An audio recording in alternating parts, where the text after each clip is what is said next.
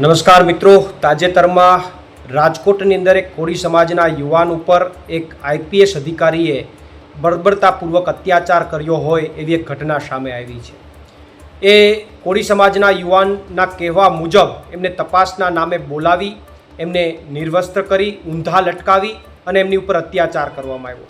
3 થી 4 કલાક સુધી એમની ઉપર અત્યાચાર કરવામાં આવ્યો અને અમુક ઘટનાઓ તેમની સાથે એવી કરવામાં આવી કે જેમની જાહેરમાં ચર્ચાઓ પણ ન થઈ શકે।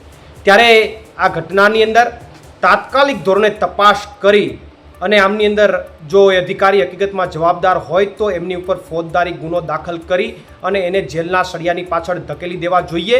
કારણ કે આ ભાજપના શાસનમાં અધિકારીઓ બેફામ બન્યા છે, પોતાની જાગીર સમજીને બેસી ગયા છે। અમુક અધિકારીઓ હળદરની અંદર પણ જે ખેડૂતોને અટક કરવામાં આવી હતી એમાં એક કોળી સમાજના યુવાન ઉપર લાકડાના પાઇપ વડે 150 થી 200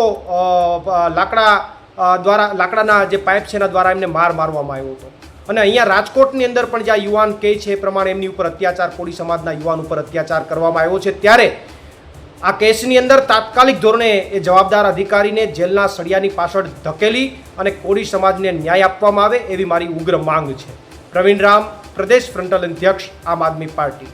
અમે તમને આપીશું પળે-પળના સમાચાર। જો તમે અમારા નિર્ભય માર્ગ ન્યૂઝ ચેનલને સબસ્ક્રાઇબ કર્યું નથી તો અત્યારે જ નીચે આપેલા આઇકોન બટન પર ક્લિક કરીને સબસ્ક્રાઇબ કરો અને શેર કરવાનું ભૂલશો નહીં।